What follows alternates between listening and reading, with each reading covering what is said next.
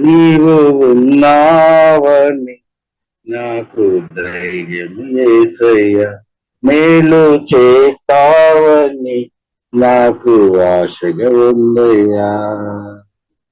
నీవు ఉన్నావని నాకు ధైర్యము యేసయ్యా, మేలు చేస్తావని నాకు ఆశగా ఉందయ్యా. యేసయ్యా, నా ధైర్యము నీవయ్యా. యేసయ్యా, నా బలము నీవయ్యా. యేసయ్యా,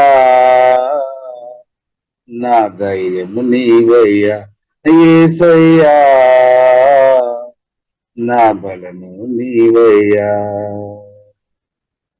కష్టాలు ఎదురైనను యేసయ్యా, నష్టాలు ఎదురైనను, కష్టాలు ఎదురైనను యేసయ్యా, నష్టాలు ఎదురైనను,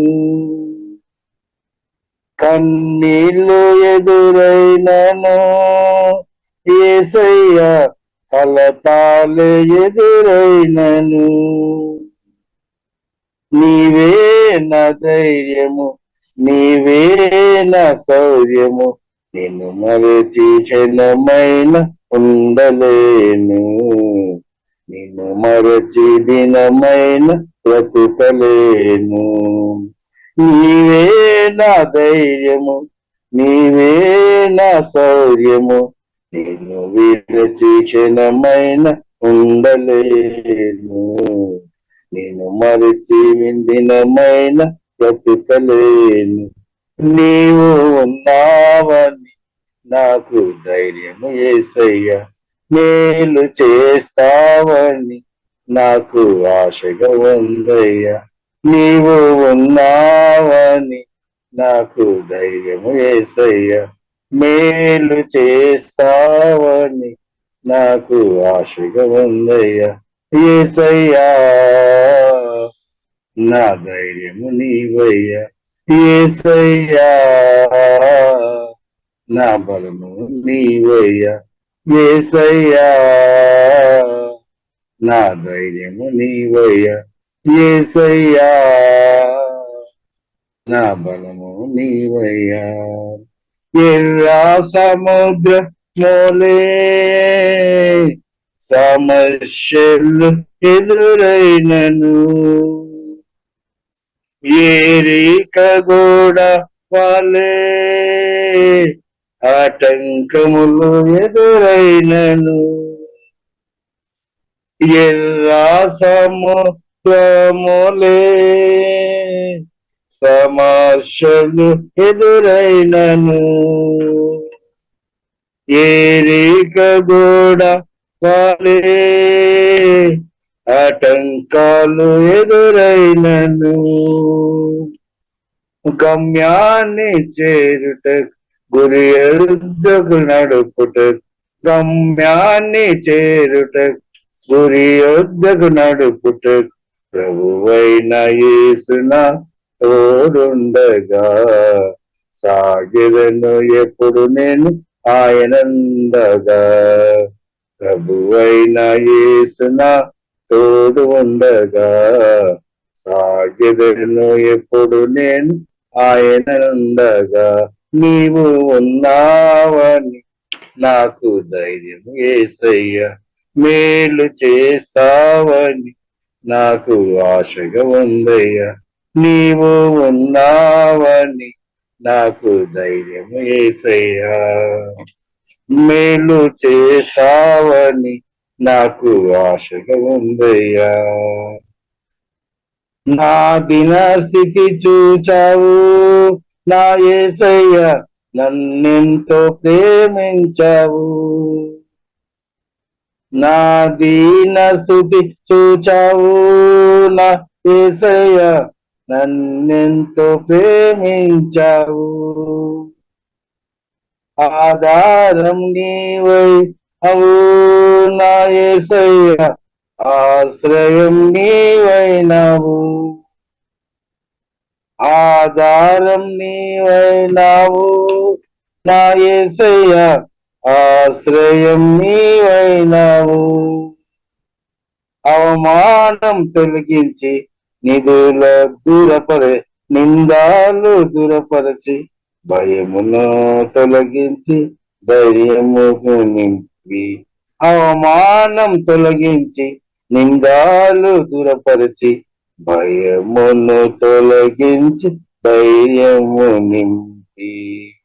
ఆనందంతో నన్ను నింపినవయ్యా, సంతోషముతో నన్ను నింపినవయ్యా, ఆనందంతో నన్ను నింపినవయ్యా, సంతోషముతో నన్ను నింపినవయ్యా. యేసయ్యా నా ధైర్యం నీవయ్యా, యేసయ్యా నా బలము నీవయ్యా, యేసయ్యా నా ధైర్యము నీవయ్యా, యేసయ్యా నా బలము నీవయ్యా, నా ధైర్యము నీవయ్యా, నా బలము నీవయ్యా. నీవు లేక క్షణమైన ఉండలేనయ్యా, నీవు లేక క్షణమైన ఉండలేనయ్యా. నీవు ఉన్నావని నాకు ధైర్యం యేసయ్యా, మేలు చేస్తావని నాకు ఆశగా ఉందయ్యా. నీవు ఉన్నావని నాకు ధైర్యం యేసయ్యా, మేలు చేస్తావని నాకు ఆశగా ఉందయ్యా. యేసయ్యా నా ధైర్యం నీవయ్యా, యేసయ్యా నా బలము నీవయ్యా, యేసయ్యా నా ధైర్యము నీవయ్యా, యేసయ్యా నా బలము నీవయ్యా, నా ధైర్యము నీవయ్యా, నా బలము నీవయ్యా, నా ధైర్యము నీవయ్యా, నా బలము నీవయ్యా. నీవు లేక క్షణమైన ఉండలేనయ్యా, నీవు లేక క్షణమైన ఉండలేనయ్యా. హల్లెలూయా, స్తోత్రం యేసయ్యానికి వందనాలు. యెహోవా ఈరే, యెహోవా ఈరే, సమకూర్చువారు మీరే, మాకు సమకూర్చువారు మీరే. యెహోవా ఈరే, యెహోవా ఈరే, సమకూర్చువారు మీరే, మాకు సమకూర్చువారు మీరే, మాకు సమకూర్చువారు మీరే. హల్లెలూయా, హల్లెలూయా నీకు ఆరాధనా, హల్లెలూయా, హల్లెలూయా నీకు ఆరాధనా, సమకూర్చువారికి ఆరాధన, మాకు సమకూర్చువారి ఆరాధనా. యెహోవా ఈరే, యెహోవా ఈరే, సమకూర్చువారు మీరే, మాకు సమకూర్చువారు, మాకు సమకూర్చువారు మీరే. ముదిమి వయసులో గర్భము తెరిచావే, బహుమానంబునే తిరిగి బలిగా కోరితివే. ముదిమి వయసులో గర్భము తెరిచితివే, బహుమానంబునే తిరిగి బలిగా కోరితివే. అబ్రహామును సమకూర్చిన యెహోవా ఈరే, అబ్రహామును సమకూర్చిన యెహోవా ఈరే, సమకూర్చు వారికి ఆరాధన, మాకు సమకూర్చు వారికి ఆరాధన. యెహోవా ఈరే, యెహోవా ఈరే, సమకూర్చు వారికి ఆరాధన, మాకు సమకూర్చు వారి ఆరాధన, మాకు సమకూర్చు వారి ఆరాధన. హల్లెలూయా హల్లెలూయా నీకే ఆరాధన, హల్లెలూయా హల్లెలూయా నీకే ఆరాధన, సమకూర్చు వారి ఆరాధన, మాకు సమకూర్చు వారి ఆరాధన. ధనము పోయినా, ఘనత పోయినా, బలము పోయినా, కన్న బిడ్డలు లేకున్నా, ధనము పోయినా, ఘనత పోయినా, బలము పోయినా, కన్న బిడ్డలు లేకున్నా, యోబుకు సమకూర్చి నా యెహోవా ఈరే, యోబుకు సమకూర్చి నా యెహోవా ఈరే, సమకూర్చు వారి ఆరాధన, మాకు సమకూర్చు వారి ఆరాధన.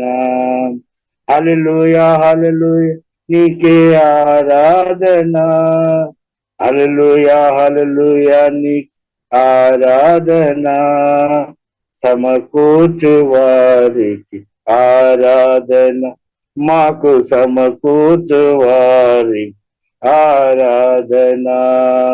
యెహోవా ఈరే, యెహోవా ఈరే, సమకూర్చు వారి ఆరాధన, మాకు సమకూర్చు వారి ఆరాధన, మాకు సమకూర్చు వారి ఆరాధన. యుద్ధము యెహోవాదే, యుద్ధము యెహోవాదే, యుద్ధము యెహోవాదే, యుద్ధము యెహోవాదే. రాజులు మనకెవ్వరు లేరు, శూరులు మనకెవ్వరు లేరు, రాజులు మనకెవ్వరు లేరు, శూరులు మనకెవ్వరు లేరు. సైన్యములకు అధిపతి అయినా యెహోవా మనండా, సైన్యములకు అధిపతి అయినా యెహోవా మనండా. యుద్ధము యెహోవాదే, యుద్ధము యెహోవాదే, యుద్ధము యెహోవాదే, యుద్ధము యెహోవాదే.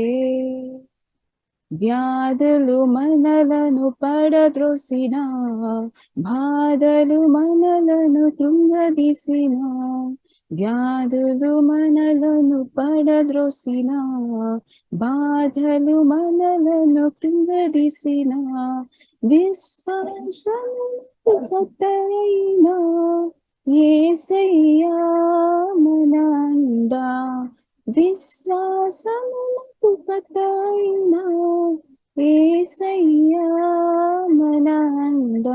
యుద్ధము యెహోవాదే, యుద్ధము యెహోవాదే, యుద్ధము యెహోవాదే, యుద్ధము యెహోవాదే.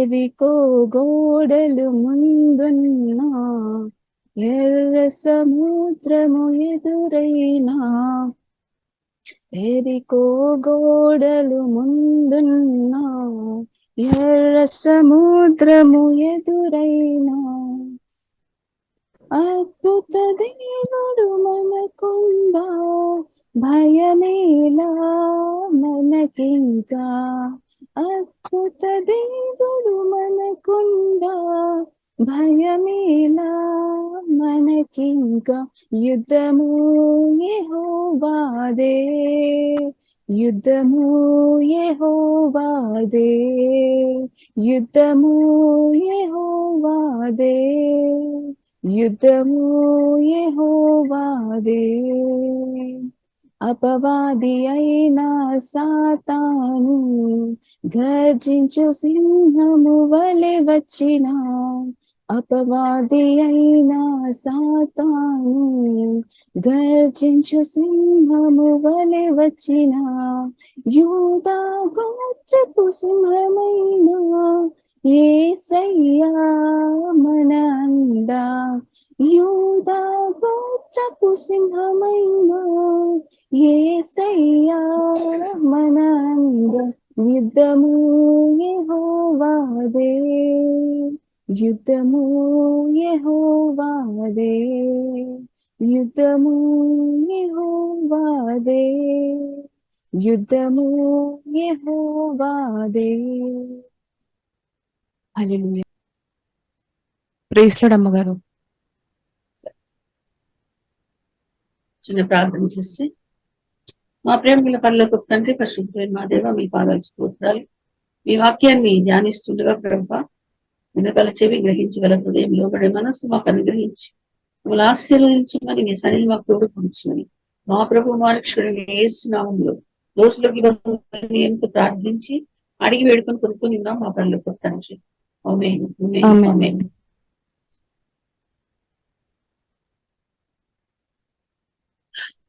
దేవుని పరిశుద్ధ నామ స్తోత్రములు.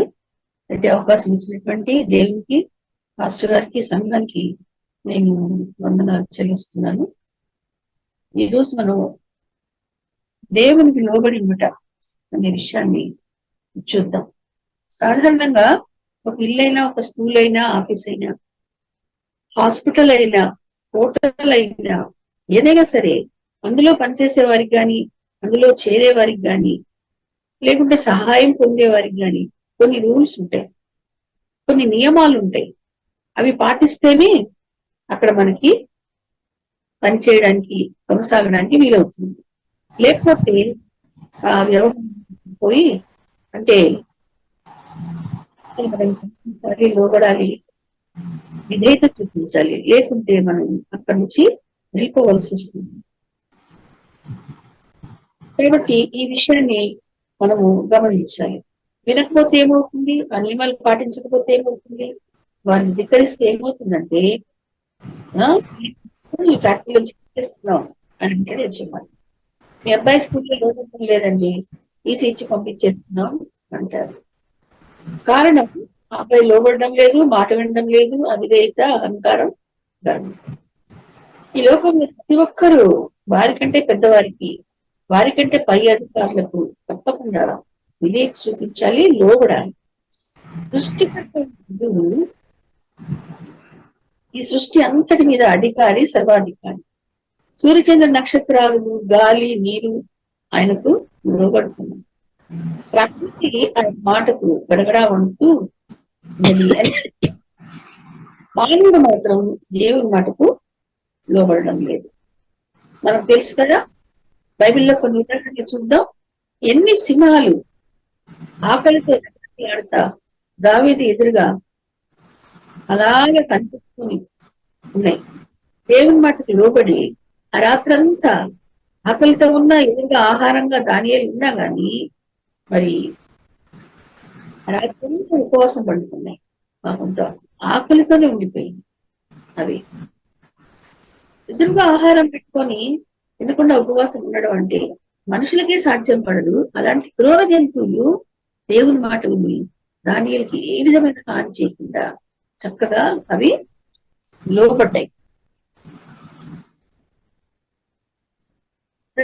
రెండవదిగా కాకులు ఒక్కరోజు కాదు, 2 రోజులు కాదు, కొన్ని నెలలు తాము ఆహారం తినకుండా రాజుగారి కిచెన్ లో నుండి పెద్ద పెద్ద రొట్టె ముక్కలు, తర్వాత చికెన్ ఫ్రై ముక్కలు గంగమ్మ వాసన వస్తుంటే కూడా నోట్లోనే పెట్టుకొని ఏ మాత్రం తినకుండా ఏలియాకు కెరీత్ వారి దగ్గరకు రోజు తీసుకుపోయి ఇచ్చి వచ్చే అలా పోషించే నెలలు పాప పట్టింది ఇంట్లో అంత గుణగమలాడే మరి మాంస ముక్కలు పెట్టుకొని టచ్ చేయకుండా వచ్చే ఏలియాకి ఇవ్వకుంటే పాప వాటికి ఎంత ఉసూరు అనిపిస్తూ ఉంటుందో అనే విషయాన్ని మనము గమనించాలి.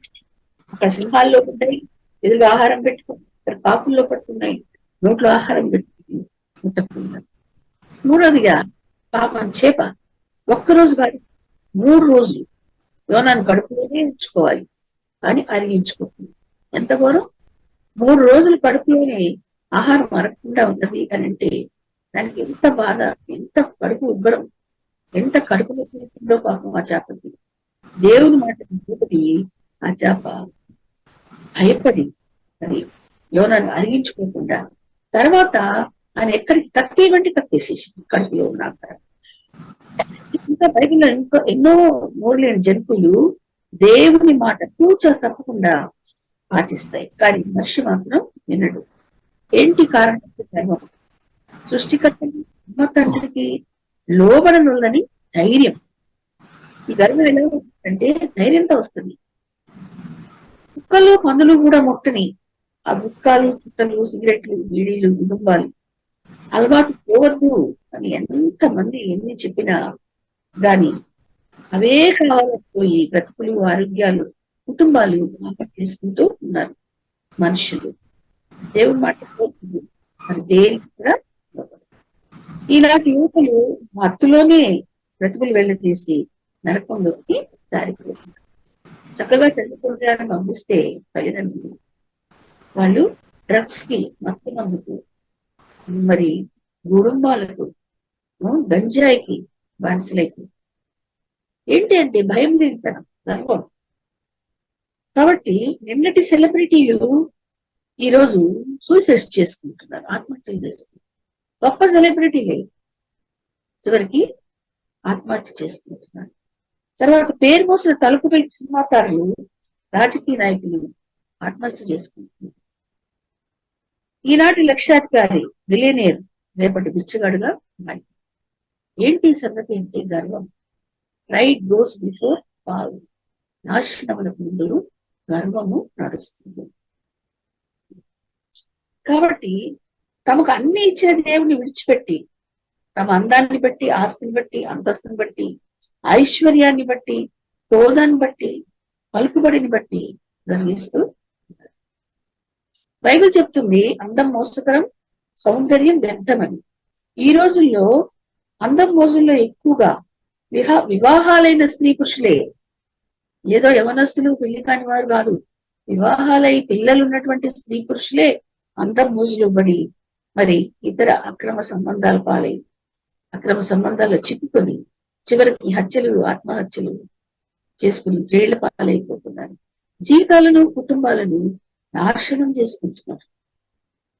దేవుని మాట వినకుండా సాతాను నశించే వారి అంతం ఈ విధంగానే ఉంటుందని మనం గ్రహించాలి. దేవుని వాక్యంలో ప్రసంగి చెప్తున్నాడు, వ్యర్థము వ్యర్థము, సమస్తము వ్యర్థము. దేవుని వాక్యం వినని వాడు, వాక్యానికి లోబడిన వారంతా గర్విష్ఠులే. దేవుడు సహించలేనిది, క్షమించలేనిది కూడా గర్వమే. సామెతలు 16:18 చూస్తాము, నాశనములకు ముందు గర్వము నడుచు. పరిశుద్ధ గ్రంథంలో గర్వించి తమ ఆధిక్యతలను, తమ ఆశీర్వాదాలను పోగొట్టుకుని శాపగ్రస్తులైన కొందరిని చూసి మనల్ని మనం సరిచేస్తున్నాం. నంబర్ 1, బైబిల్లో ఎస్తేరు గ్రంథంలో అహష్వేరోషు అనే గొప్ప రాజు తన రాజ్యంలో ఉన్న ప్రజలందరికీ గొప్ప విందు చేయించాడు. 1 రోజు కాదు, 2 రోజులు కాదు, 7 రోజులు ఘనమైన విందు. చివరి రోజున తన కోటలో తన ప్రధానులు, అధిపతులు అందరి ముందు తన సింహాసనం మీద తన భార్య కూడా ఉండాలని ఆశించి రమ్మని ఆమెకు ఆహ్వానం పంపించాడు. కానీ మహారాణి వష్టి మహా సౌందర్య రాశి. ఈ సినీ సూపర్ స్టార్లు ఎవ్వరు కూడా ముందు పనికిరారు. అయితే ఆమె అందాన్ని బట్టి ఆమె చాలా గర్వం. ఆమె రాలేదు, రాజు యొక్క ఆహ్వానాన్ని తిరస్కరించింది. అంతమందిలో రాజుకు ఘోరమైన అవమానం ఎదురైంది. ఉగ్రుడైపోయిన రాజు ఆయన అధిపతులు యొక్క సలహాతో వష్టిని రాజగృహం నుంచి బహిష్కరించాడు, బయటికి పంపించి వేశాడు. ఆమె స్థానంలో దేవుడు ఎస్తేరును రాణిగా ఎంపిక చేయించాడు. సామెతలు 14:1 జ్ఞానవంతురాలు తన ఇల్లు కట్టుకుని మూఢురాలు తన చేతులతోనే తన ఇల్లు ఊడబెరుకును అని చెప్తుంది. రాణి అయిన వస్తి కేవలం గర్వించి తన కుటుంబంలోనూ రాజ్యంలోనూ తనకి ఇవ్వబడినటువంటి ఉన్నత స్థానాన్ని కోల్పోయింది. నేటి దినాలలో చాలా మంది స్త్రీలు కుటుంబాల్లో తమకు ఇవ్వబడినటువంటి ఆధిక్యతను, ఆశీర్వాదాన్ని గుర్తెరుక విడాకులంటూ విచ్ఛిన్నాలు చేసుకుంటూ కుటుంబాలను పతనావస్థకు చేస్తుంది.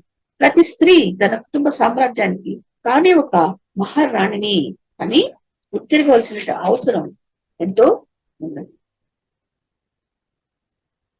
రెండవదిగా, భూమి మీద ఉన్న అన్ని జనాంగాలలో ఇశ్రాయేలీయులను దేవుడు కోరుకున్నాడు, ప్రేమించాడు. వారి గొర్రెలైతే ఆయన వారికి కాపరి, ఆయన ప్రజలైతే ఆయన వారికి రాజు, తండ్రి.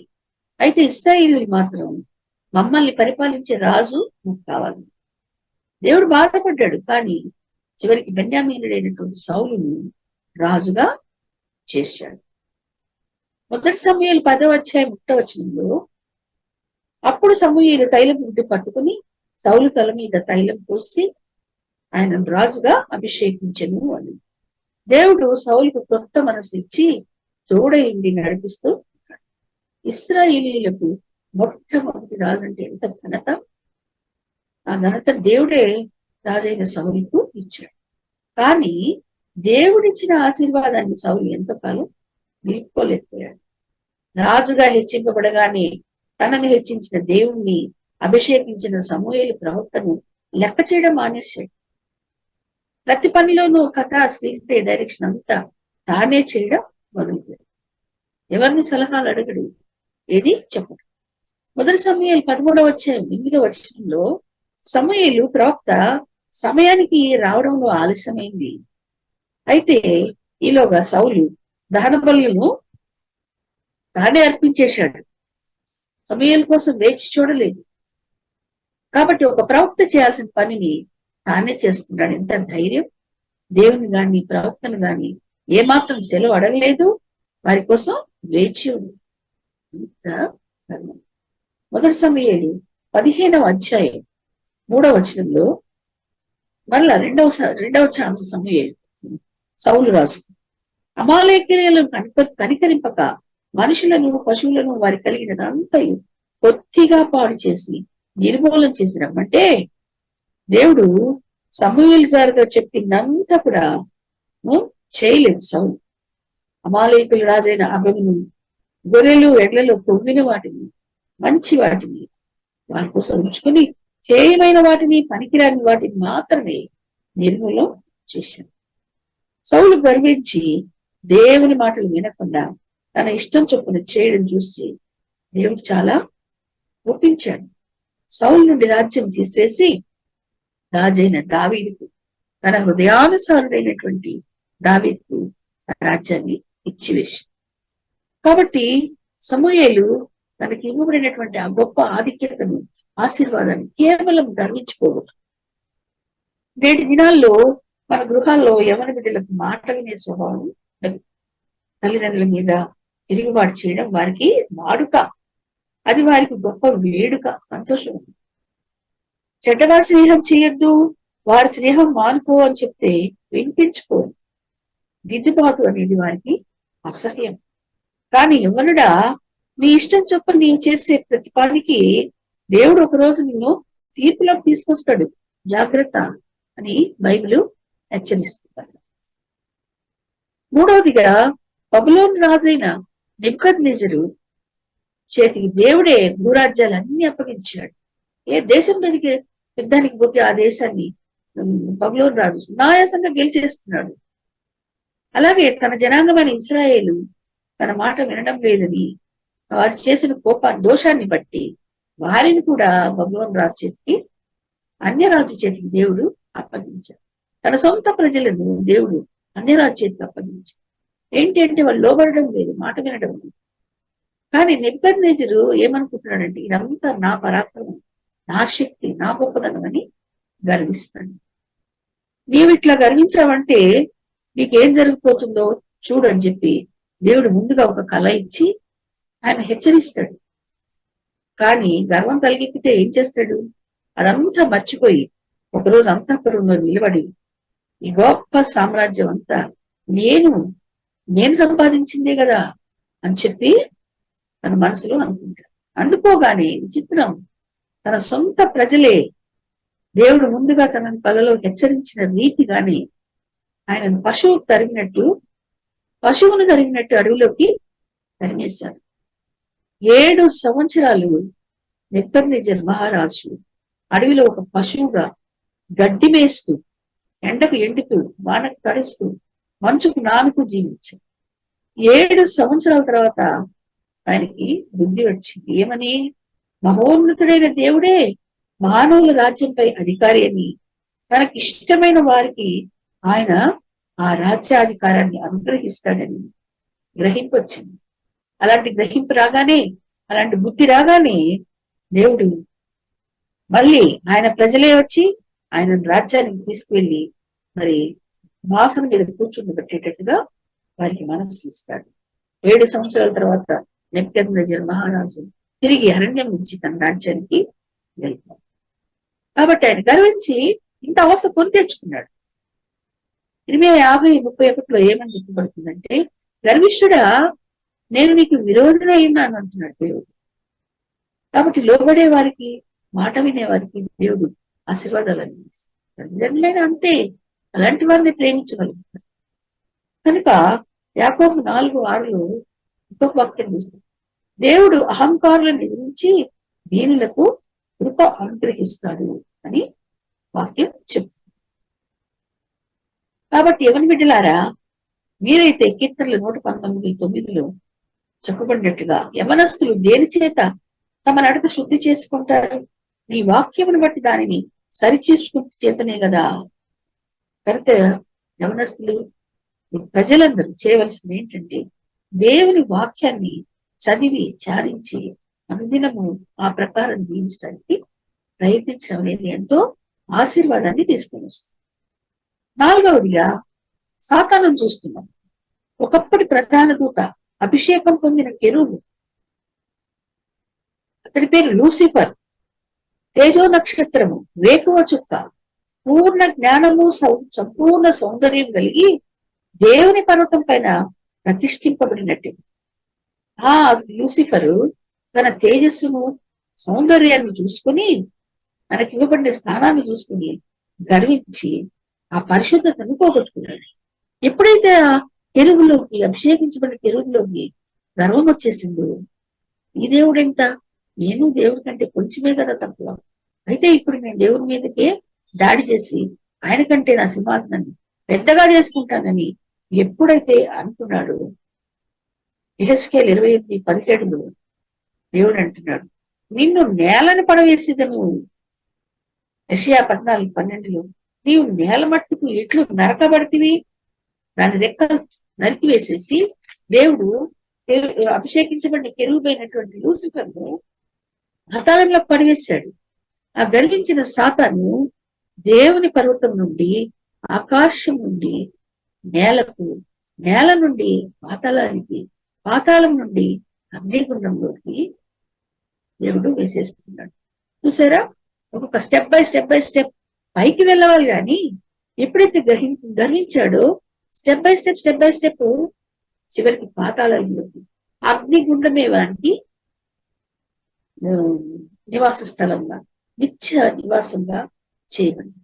50:32 అంటున్నాడు, గర్విష్ఠుడు తొట్టిల్లి తూలుతాడు. వాడు ముందుకుపోడు, పైకి అసలే పోడు, తొట్టిల్లి తూలుతాడు. అతనిని లేవనెత్తువాడు ఎవడునూ లేకపోవు.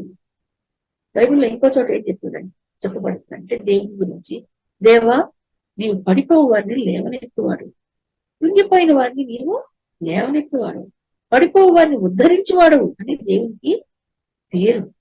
అయితే ఇక్కడేమంటున్నాడంటే, గర్విష్ఠులు తొట్టిల్లి కూలిపోతారు, అతన్ని లేవనెత్తువాడు ఎవరినో లేకపోవు. కాబట్టి దేవుని ప్రియ జనాంగమ్మ, మనం జాగ్రత్త పడతాం. గర్వం మనలో ఉండకుండా జాగ్రత్త పడాలి. లోబడే మనసుని మన దేవుణ్ణి అడగాలి. అది ఆ లోబడే మనసు లేకపోతే గర్వం హృదయంలో ప్రవేశిస్తే మనలను కాల్చివేస్తుంది, నిలువున కూల్చివేస్తుంది. గర్వం నుండే బలాత్కారము, దౌర్జన్యము పుట్టుకొస్తాయి. అవి ఇతరులను చాలా బాధిస్తాయి. వాక్యం అంటుంది, ఆయన అంటే ఎవరు? దేవుడు దూరం నుండి గర్విష్ఠులను బాగుగా ఎరుగును. నీవు గర్విష్ఠువైతే దేవునికి మరుగే ఉండలేవు.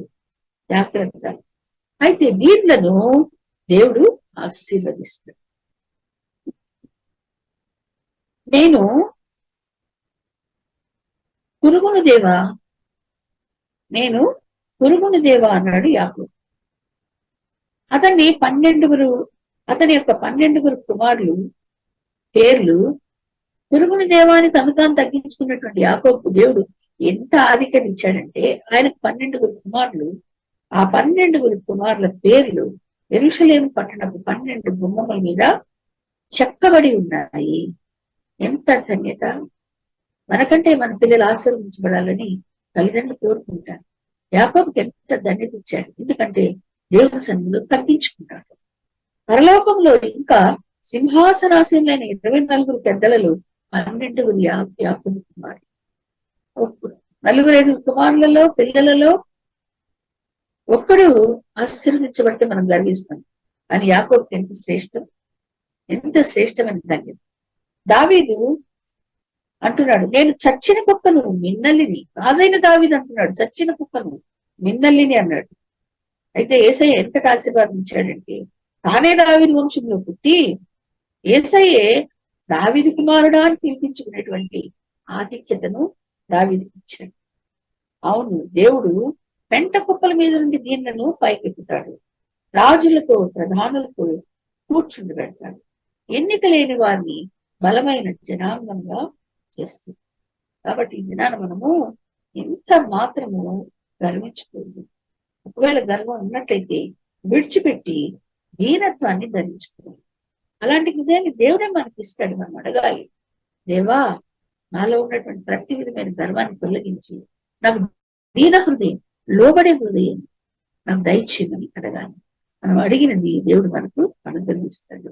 అనుగ్రహించి మనల్ని ఆశీర్వదిస్తాడు. ఈ దినాన ఈ వాక్యమైన మనులను దేవుడు బహుగా ఆశీర్వదించి వర్ధిల్ల చేయుగా. ఆమేన్. ఆమేన్. దేవునికి స్తోత్రం. దేవుడు ఇవాళ మనకి ఇచ్చిన ఈ వర్తమానం, అమ్మగారి ద్వారా ఇచ్చిన వర్తమానం బట్టి దేవునికి స్తోత్రం. థ్యాంక్ యూ అమ్మగారు.